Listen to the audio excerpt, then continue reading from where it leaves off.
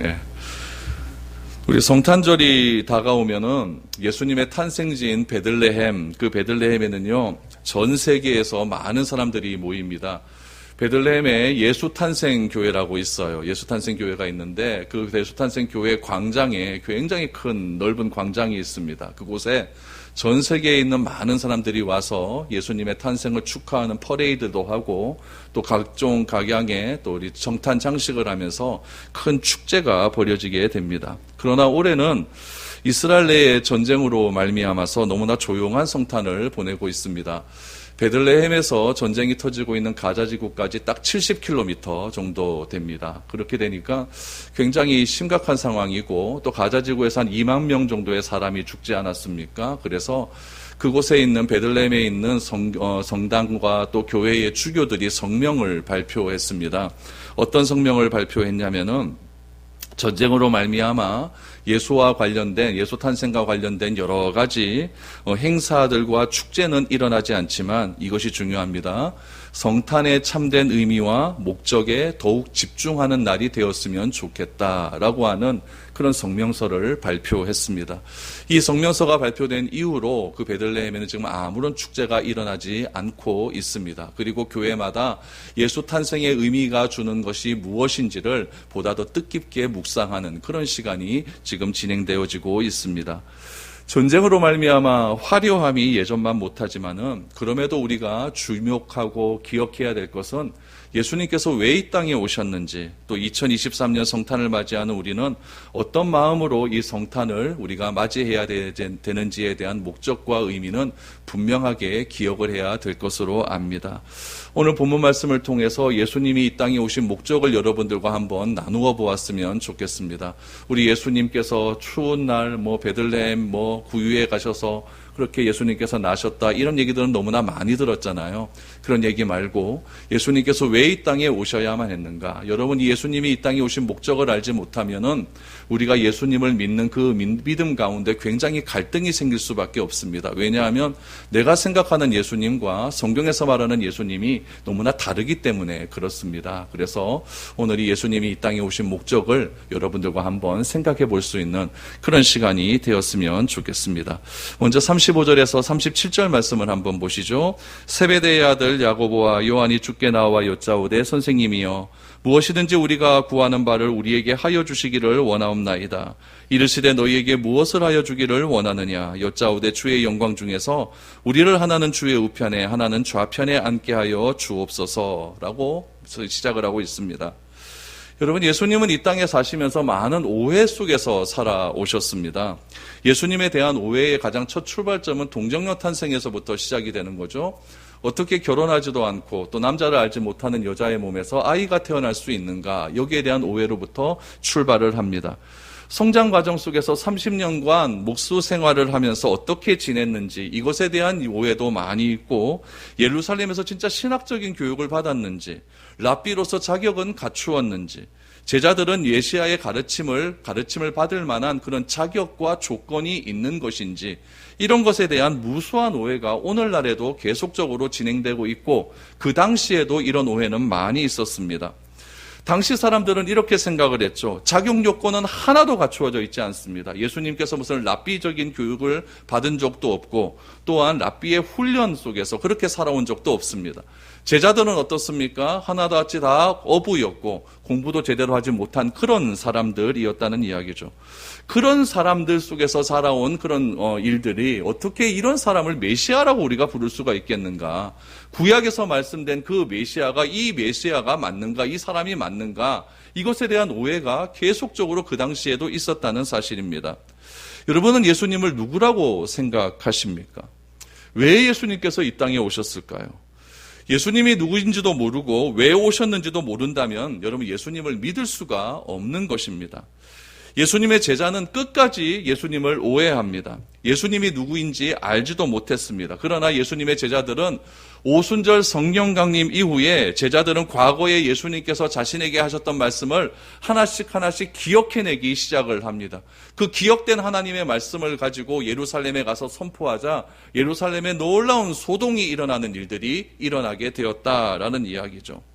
오늘 우리가 읽은 이 본문의 말씀은 예수님께서 마지막으로 예루살렘으로 올라가는 길 도중에 있었던 한 에피소드를 우리에게 전달해주고 있습니다.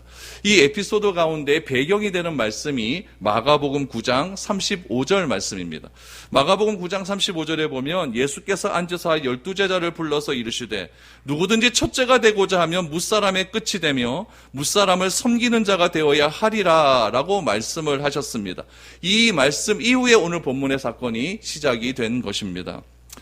예수님은 늘 제자들에게 십자가와 부활을 말씀하셨지만 제자들의 생각은 어떠했느냐? 예루살렘에 올라가면 누가 가장 큰 자가 될 것인지를 놓고 다투기 시작을 했습니다.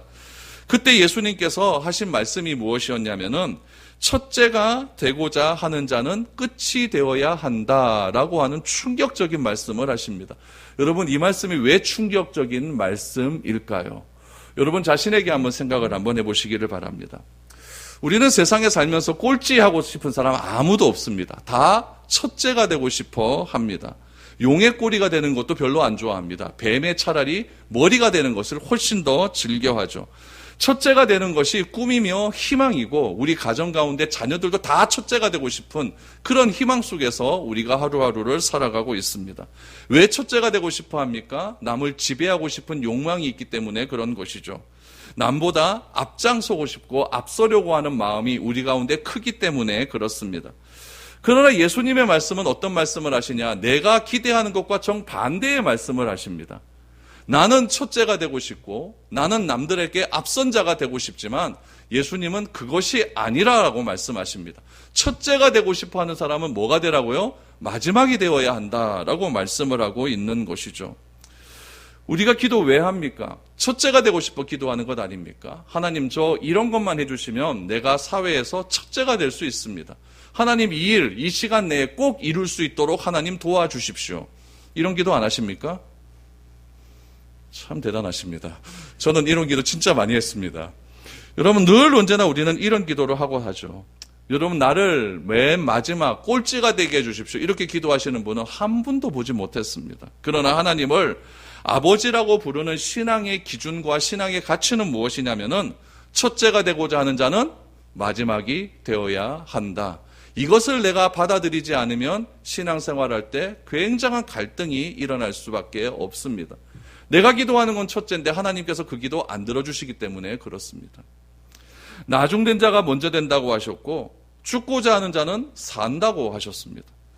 성경이 말하고 있는 이런 역설의 진리를 우리는 어떻게 받아들여야 할까요? 세상의 가치와 자꾸만 예수님은 반대로 말씀을 하시는데 제자들은 예수님의 말씀이 제자들 마음 가운데 다가왔을까요?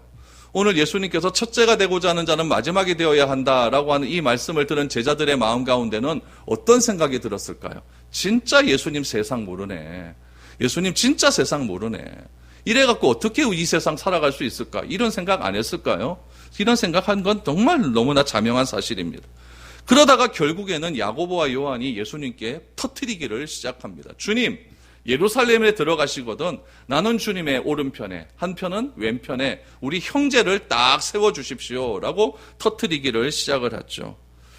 그런데 마태복음에 보면 이 청탁을 야고보와 요한이 먼저 한 것이 아니라 야고보와 요한의 어머니였던 살로메가 먼저 하기 시작을 합니다. 치맛바람이 먼저 불기 시작하는 거죠. 이 살로메가 먼저 할 수밖에 없었던 이유는 무엇이냐면은 예수님의 어머니 마리아와 자매지간이었다는 그런 이야기죠. 그러니까 이종사촌 지간이니까 혈통도 좀 같고 우리 외가 쪽이고 그러니까 먼저 얘기를 하는 거죠. 우리 외 조카들 좀 잘 생각해줘. 조카 그러면서 하나는 오른편 하나는 왼편 됐지? 이렇게 청탁을 하기 시작을 했다는 이야기죠. 여러분, 지금까지 예수님께서 십자가를 지시기 위해서 예루살렘으로 올라가시면서 강조한 것은 십자가와 부활에 관한 사건입니다. 그러나 제자들은 어떤 부탁을 합니까? 우리를 더 높은 권자외에 첫째가 되게 해주십시오 라고 이렇게 부탁을 합니다. 이런 부탁을 한 것을 다른 제자들이 알기 시작합니다. 이 2명의 제자들이 예수님께 몰래 가서 이 청탁을 했다는 것을 10명의 제자들이 알기 시작했을 때 어떤 일이 일어났습니까? 10명의 제자들이 화를 내기 시작을 하는 것이죠. 그럼 제자들이 처음부터 이랬을까요? 제자들이 처음부터 자기의 권력욕, 첫째가 되고 싶은 그런 마음이 있었을까요? 그렇지는 않습니다. 제자들은 주님을 처음 따를 때 여러분 모든 것을 버리고 주님을 따랐습니다. 이 가운데 여러분 모든 것 버리고 주님을 따르는 사람이 있습니까? 없습니다. 제자들은 아버지도 버리고 또 자기의 가진 모든 재산을 버리고 주님을 따르기로 결정을 했습니다.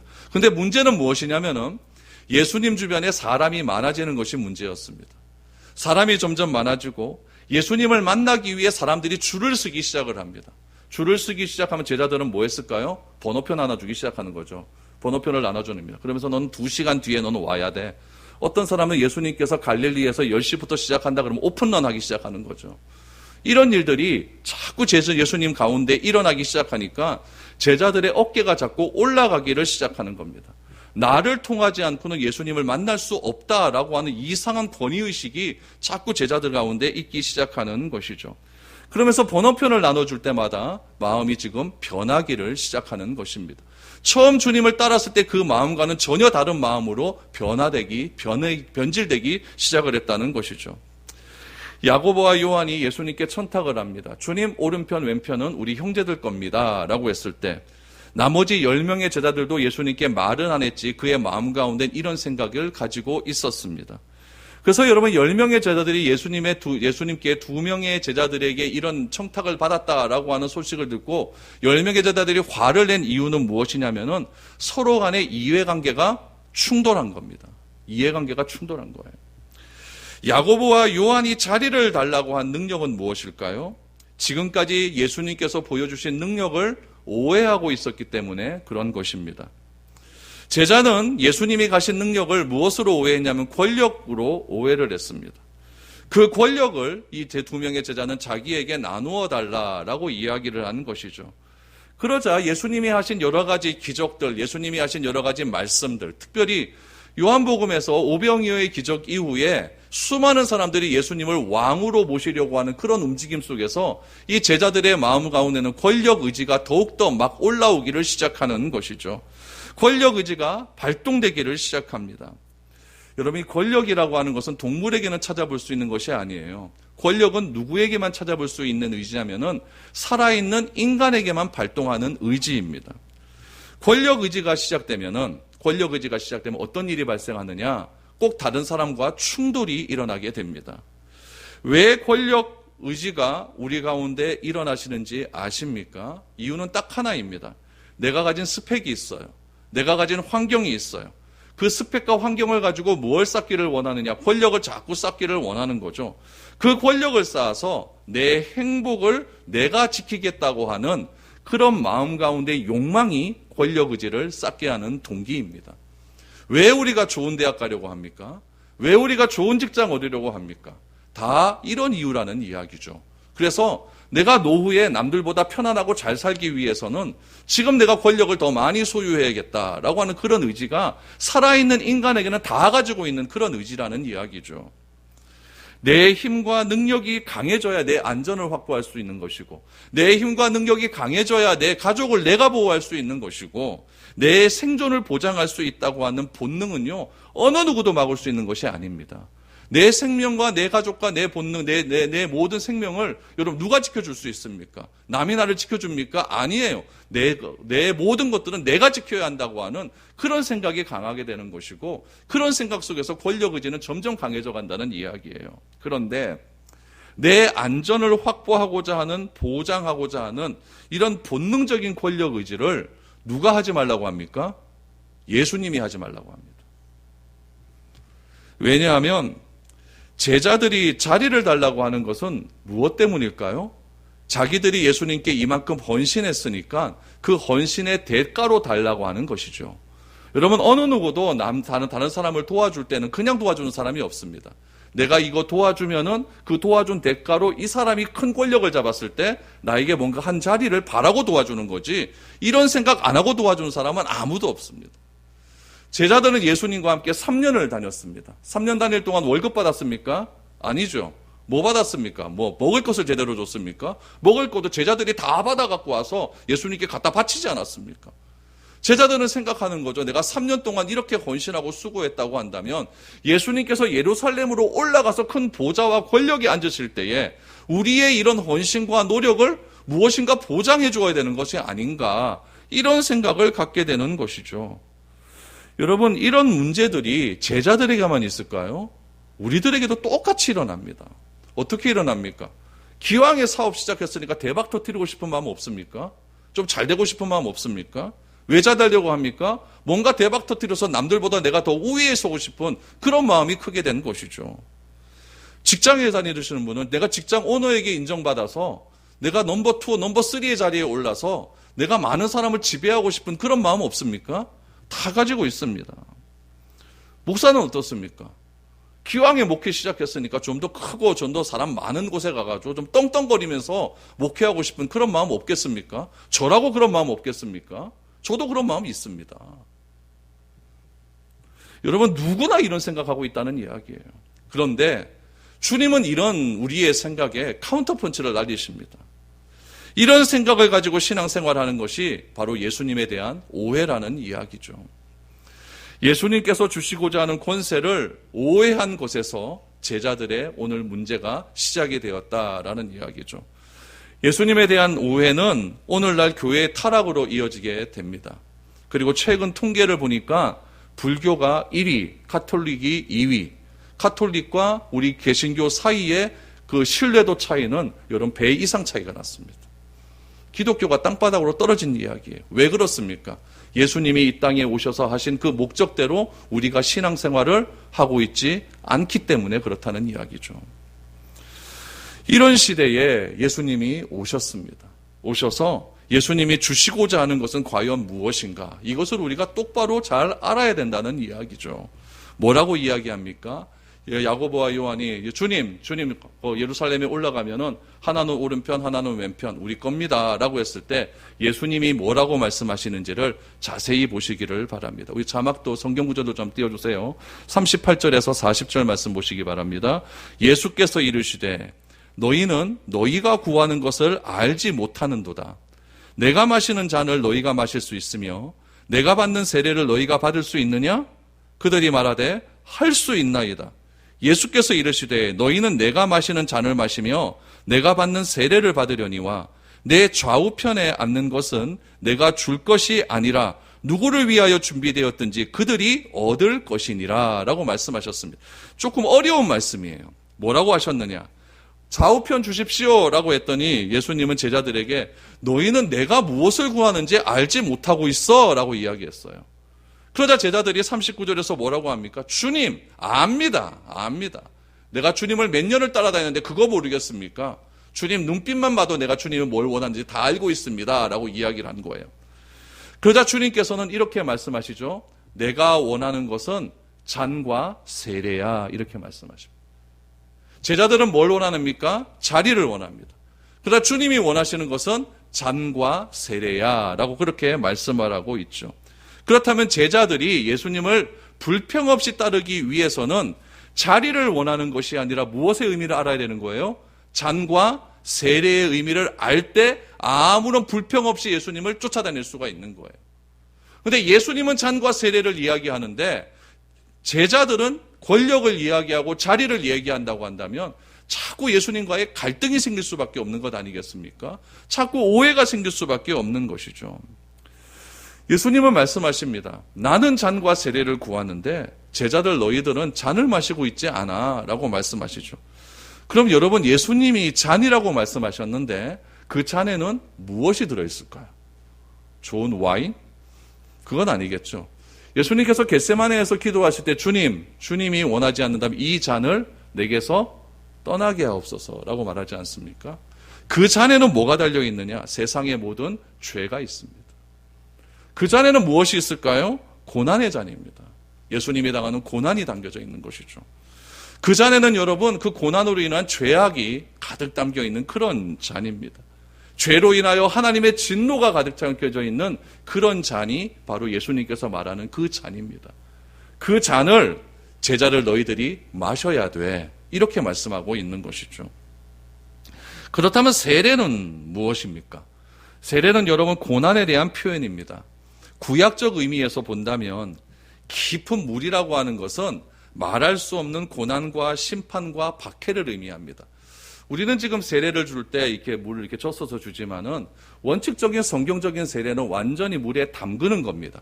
담가서 내가 숨을 쉴 수 없는 상태에 갔다가 끄집어내 올라오는 거죠. 이것이 구원이고 세례의 참된 의미입니다. 그래서 시편 같은 것을 보시면 여러분 다윗 같은 사람들이 하나님을 아무리 불러도 하나님의 은혜가 자신에게 임하지 않자 내가 가바다 깊은 심해에 있는 것 같다라고 하는 은유적인 표현을 사용하지 않습니까? 그러니까 물이라고 하는 것은 굉장히 깊은 고난이에요. 어려움이에요. 환난이에요. 그래서 예수님은 이 잔과 이 세례, 다시 말하면 이 죄악과 이 죄, 세상의 모든 죄와 너희들이 당하는 그 고난, 이 죄 때문에 당하는 고난을 너희가 받을 수 있느냐라고 이야기를 하고 있는 것이죠. 이거를 물었더니 제자들이 뭐라고 합니까? 할 수 있습니다 라고 이야기하는 거죠. 천지도 모르면서 이런 의미를 모르는 상태에서 할 수 있습니다 라고 이야기를 합니다. 그러자 예수님은 말씀하십니다. 잔과 세례를 너희들이 받겠다고 하니까 받으면 되지만 예수님 좌우편에 앉아있는 사람은 이미 정해져 있다라고 말씀을 하십니다. 여러분, 예수님 좌우편에 있는 사람이 이미 정해져 있다라고 하는 것은 예수님의 좌우편에 앉은 그 자격을, 그 권력을 줄 수 있는 분은 하나님밖에 없다는 이야기예요. 예수님께서 이런 말씀을 하신 적이 있어요.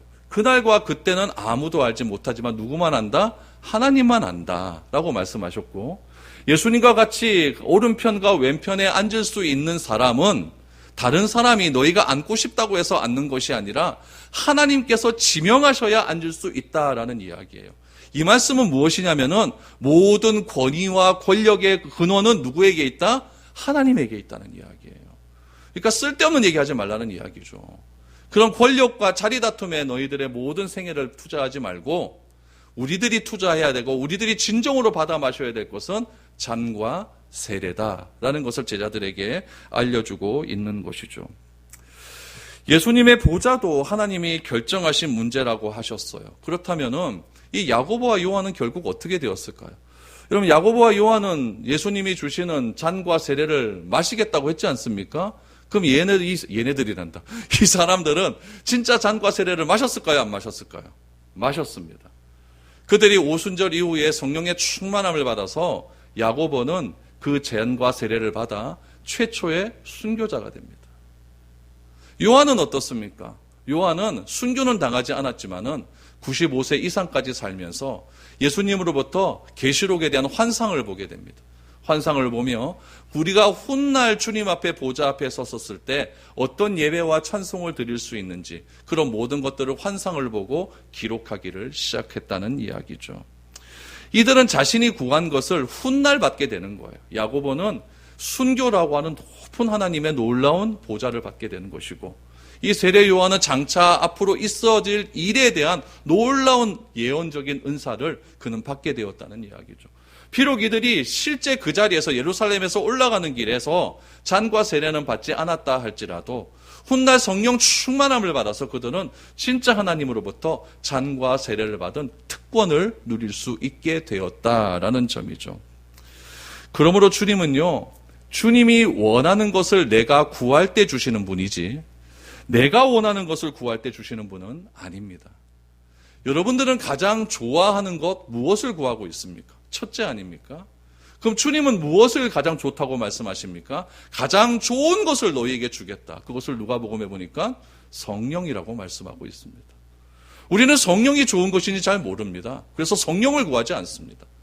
그러나 주님이 생각하셨을 때 가장 좋은 것은 무엇이냐? 성령이고 그 성령을 하나님의 때에 맞게 우리에게 주시겠다라고 말씀을 해 주셨다는 이야기죠. 그러므로 하나님은 하나님께서 가장 좋아하는 것을 우리에게 주시는 분이시지 내가 원하는 것을 주시는 분은 아니라는 이야기예요. 이 부분에서 여러분 우리가 갈등이 없어야 됩니다. 왜 하나님은 내가 원하는 것 이렇게 안 주실까? 어떤 분은 내가 원하는 게 이거예요. 로또 대박. 이거 원해서 그렇게 기도를 합니다. 주십니까? 안 주십니까? 안 주시죠. 왜요? 하나님이 원하는 게 아니니까 안 주시는 거예요. 진짜 하나님이 로또 대박을 원한다고 하면 그거 주겠습니까? 안 주겠습니까? 주시겠죠. 그러나 하나님이 원하는 건 그걸 원하는 것이 아니라 성령을 원하기 때문에 우리에게 먼저 성령을 주셔서 예수를 그리스도로 알게 하는 놀라운 은혜를 허락하여 주시지 않았습니까? 그러니까 우리들은 이미 하나님이 가장 좋아하시는 것을 받았다 안 받았다? 받았다 안 받았다? 받았습니다. 받았기 때문에 그것으로 인하여 감사하면서 잔과 세례를 받으며 그렇게 나아가는 그런 우리의 삶이 되어야 우리의 신앙에 절대 갈등이 없다는 이야기죠. 예수님은 제자들에게 이렇게 말씀하셨습니다. 너 내가 주는 거 받아 먹을 수 있어? 네, 예수님. 내가 원하는 거 잔과 세례야. 너네들이 원하는 거는 권력인데 그 권력은 누가 주시느냐? 내가 주시는 게 아니야. 하나님께서 주셔. 이렇게 이야기를 하신 거죠. 그러자 여러분 이상한 일들이 일어나기 시작합니다. 오늘 보면 41절 42절을 보세요. 열제자가 듣고 야고보와 요한에 대하여 화를 내거늘 예수께서 불러다가 이르시되 이방인의 집권자들이 그들을 임의로 주관하고 그 고관들이 그들에게 권세를 부리는 줄을 너희가 알거니와 라고 말합니다. 여러분 10명의 제자들이 들었습니다. 야고보와 요한이 나에게 자리 주세요 라고 하는 것들을 10명의 제자들이 들었다는 이야기죠. 야고보와 요한 그리고 10명의 제자들이 똑같이 들었는데 2명은 예수님께 얘기했고 10명은 예수님께 얘기 안 했어요. 근데 얘네 둘이 싸우기 시작합니다. 왜 싸웠을까요? 두 부류가 원하는 것이 똑같기 때문에 그렇습니다. 다르면 절대 안 싸웁니다. 목사 욕하는 사람은 목사들이 욕해요. 스님들이 목사 욕 안 합니다. 목사들이 스님 욕하는 거 봤습니까? 꼭 같은 동료에 있는 사람들이 욕해요. 같은 권력 의지를 갖고 있는 사람들이 서로 싸우는 겁니다. 2명의 제자, 10명의 제자 똑같은 권력 의지를 가지고 있어요. 어떤 의지입니까? 예루살렘에 올라가면 나도 주님과 같이 한자리 하고 싶다라는 것을 가지고 싶은데 이 2명은 친족이라고 하는 이유로 예수님께 먼저 말해버리는 것이고 이 10명의 제자들은 그렇게 못하니까 둘이 서로 싸우기 시작하는 거죠. 야 그런 거 이야기할 때 같이 얘기해야지 너네들끼리 그래 이야기하면 되나? 하면서 막 서로 싸우기를 시작하는 것이죠. 예수님은 말씀하십니다. 세상의 권력자들과 지도자들은 백성에게 권력을 가지고 사람에게 통치한다라고 말씀하죠. 맞죠? 권력을 가지고 통치하지 않습니까? 그러면 그 권력 체계 안에서 남는 것은 딱 한 명밖에 없습니다. 최고 권력자만 남아요. 권력에서 둘이 싸우면 이기면 올라가죠. 여기서 싸우면 또 이기면 올라가겠죠. 또 결국은 최고 권력자 한 명 남잖아요. 우리나라의 최고 권력자는 누굽니까? 대통령. 딱 한 명 남지 않습니까? 그 권력을 잡기 위해서 많은 사람들이 지금 싸우고 있는 거예요.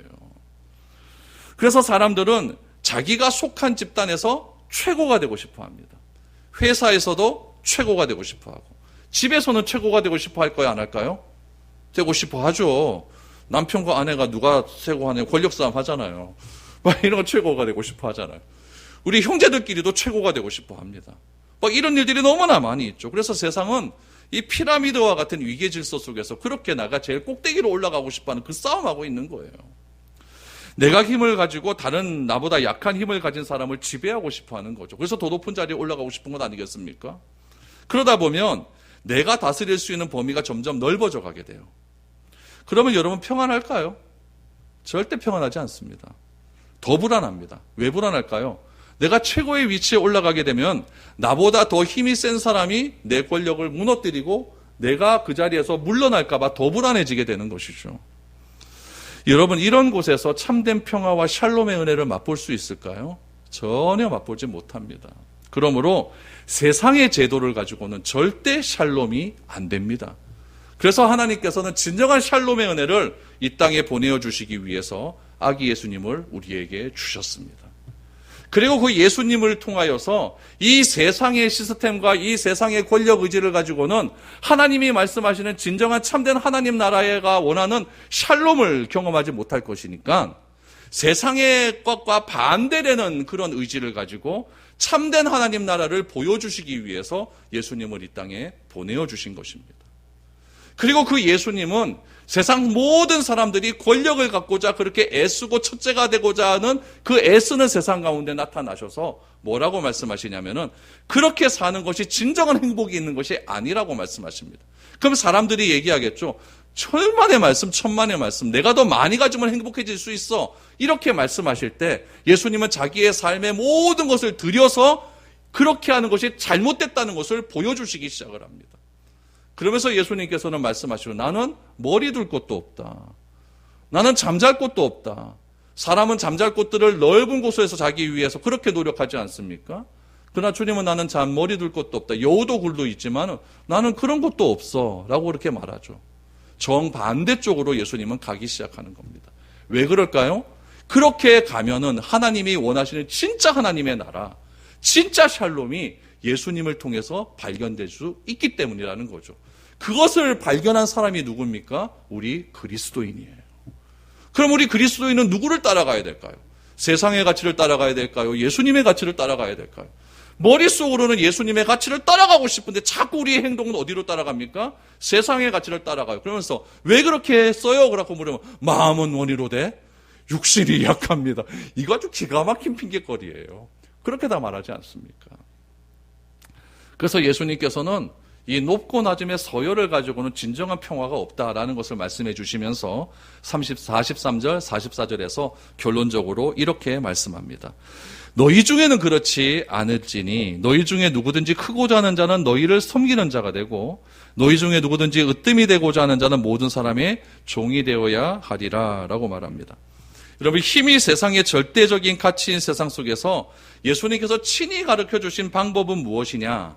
세상은 여러분 지배구조를 만드는데 선수입니다. 그래서 제일 밑에 노동자들의 계급이 있고 올라가면 올라갈수록 최고 권력을 가진 사람이 올라가게 됩니다. 힘을 극대화하게 되는 거죠. 그런데 예수님은 뭐라고 말을 하냐면은 예수님은 나를 따르는 자가 되려고 하면은 그래서 크고자 하는 자가 되기를 원하면은 섬겨야 된다라고 말합니다. 여러분, 섬긴다는 것이 도대체 무슨 의미일까요?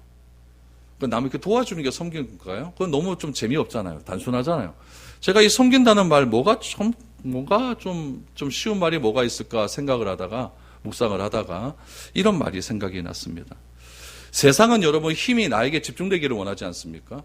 저도 그래요. 저도 다 나만 바라보여주는 거 얼마나 좋은지 모릅니다. 설교하는 시간 제일 재밌어요. 나만 바라봐 주잖아요. 그렇죠? 이렇게 됐는데, 이 섬긴다라는 것은 무엇이냐면은, 집중되는 것이 아니라 분산시키는 겁니다. 집중되는 것이 아니라 분산시키는 거예요. 집중되는 것은 권력입니다. 분산되는 것은 섬김입니다. 그래서 돈을 쌓지 말고 뭐 하라고 그럽니까? 나누라고 하는 이유가 거기에 있는 것이죠. 내가 가진 것을 가지고 자꾸 쌓으려고 하지 말고 나누라는 겁니다. 이것이 섬김이에요. 죄인의 특징은 자꾸 쌓고 넓히려고 합니다. 그러면 그 넓히려고 하는 과정 속에서 다툼이 일어나게 됩니다. 여러분, 이런 다툼은 회사에서도 일어나게 되고 학교에서도 일어나게 되고 친구 사이에서도 일어나게 되고 우리가 살아가는 이 정치 구도 속에서도 항상 다툼은 일어나게 되어 있습니다. 그러나 하나님은 예수님을 보내셔서 내 힘을 쌓는 것이 아니라 내 힘을 나누는 삶이 어떤 삶인지를 예수님 자신을 가리켜서 직접 보여주시기를 시작하십니다. 여러분, 우리나라 헌법에도 한 사람이 모든 권력을 갖는 것을 금지하고 있습니다. 그래서 입법, 사법, 행정권을 나누지 않습니까? 나누는 것이 맞는데 이것을 독점하려고 하니까 다툼이 일어나는 거예요. 예수님은 이 다툼을 부정하고 나누기 위해서 이 세상에 오셨습니다. 그래서 예수님은 자신이 이 땅에 오신 목적을 오늘 본문 45절에서 이렇게 정의하십니다. 45절 보니까 인자가 온 것은 섬김을 받으려 함이 아니라 도리어 섬기려 하고 자기 목숨을 많은 사람의 대속물로 주려 함이라. 예수님은 섬김을 받기 위해서 오지 않았습니다. 예수님은 모든 것을 쌓기 위해서 오신 분이 아닙니다.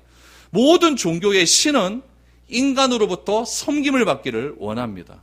그래서 1000번 절하고 2000번 절하고 3000번 절하고 내가 몇 번을 갖다 바쳐야 그 종교에서 믿는 최고의 신이 나의 소원을 이루어줄 수 있다라고 생각해서 자꾸 무엇인가를 하려고 합니다. 그러나 오히려 하나님은 어떻게 이 땅에 오셨느냐? 인간의 몸을 입고 우리를 섬기기 위해서 이 땅에 오신 겁니다. 예수님께서 가장 작은 자리, 가장 낮은 자리에 오신 그 순간부터 십자가에서 죽는 그 순간까지 예수님의 모든 삶은 섬김의 삶이었습니다. 그 섬김의 삶을 예수님은 33년의 삶에서 다 실천을 하셨다는 이야기죠. 예수님은 자기 자신을 위해서 무엇을 쌓아두지 않았습니다. 모든 것을 나누어 주셨습니다. 사랑을 나누어 주셨고 긍휼을 나누어 주셨고 목마른 자에게는 물을 주셨고 아픈 자는 고쳐주셨고 상처 있는 자들은 위로해 주셨습니다. 이게 예수님께서 이 땅에 하셔서 하신 일들이었습니다. 이것을 예수님은 뭐라고 말씀하셨느냐? 섬김이다라고 그렇게 말씀해 주셨죠. 그러므로 그분의 삶 전체는 섬기는 삶이었습니다. 그러므로 우리가 예수님을 만나 구원에 이를 수 있는 이유는 무엇이냐면은 예수님께서 나를 섬겨주셨기 때문에 그런 겁니다. 십자가에서 자기의 몸까지 다 나누어 주셨기 때문에 내가 구원을 얻어 하나님을 아버지라 부를 수 있게 된 것이죠. 그 섬김의 하이라이트가 십자가였어요. 우리에게 가장 귀한 것은 목숨입니다. 그 목숨까지 나를 위해서도 나누어 주겠다고 말씀하십니다. 이것보다 더 놀라운 섬김이 어디에 있겠습니까? 이런 예수님에 대한 오해가 이 세상에 너무나 많지 않습니까? 왜 많을까요? 내가 예수님을 믿는다고 하면서도 예수님이 구하는 것을 구하지 않고 내가 원하는 것만 원하는 제자와 같은 그런 삶들이 나의 모습 속에도 그대로 드러나기 때문에 예수님 예루살렘에 올라가시거든 나도 주의 우편에 나도 주의 좌편에 앉게 해주세요. 이런 기도만 자꾸 하고 이런 삶의 모습 목적 속에서 그렇게 하루하루를 살아가다 보니까 자꾸 주님과 갈등이 생기기 시작하는 거죠. 한 곳을 바라보지 못하니까 갈등이 생기기 시작하는 겁니다. 성탄은 예수님이 이 땅에 오신 것을 기뻐하는 날입니다. 그러나 예수님이 이 땅에 오신 목적을 알지 못한 채 그냥 캐럴과 선물과 산타에 집중해서 성탄의 참된 본질적인 의미를 알지 못한다고 한다면은 여러분 이것보다 불행하게 신앙생활하는 경우는 없는 겁니다. 바라건대 오늘 2023년 이 성탄의 계절에 예수님이 이 땅에 오신 목적을 우리가 다시 한번 되새김질할 수 있는 그런 시간이 되었으면 좋겠습니다. 나는 이 땅에 온 것이 섬김을 받으러 온 것이 아니라 많은 사람에게 대속물로 주기 위해서 나는 이 땅에 왔다. 그 대속물의 절정은 십자가에서 자기 몸까지 찢어서 우리 모든 사람의 죄인을 위하여 우리에게 준 것이다. 이 놀라운 복음의 기쁜 소식을 나 혼자 가지고 있는 것이 아니라 우리 이웃과 함께 나눌 때에 하나님의 나라는 점점 확장되어 갈 것이고 그 땅에서 샬롬의 은혜는 임하게 될 줄로 믿습니다. 예수님의 섬김의 삶을 본받아 나누고 또 나눌 수 있는 그런 결단이 우리에게 있기를 바랍니다. 이것이 예수님이 이 땅에 오신 이유이고 섬김의 의미를 다시 한번 회복하고자 하는 우리의 결단일 줄 믿습니다. 오늘 이런 마음을 가지고 오늘 하루 섬기며 나눌 수 있는 복된 성탄이 될 수 있기를 주님의 이름으로 축복드립니다.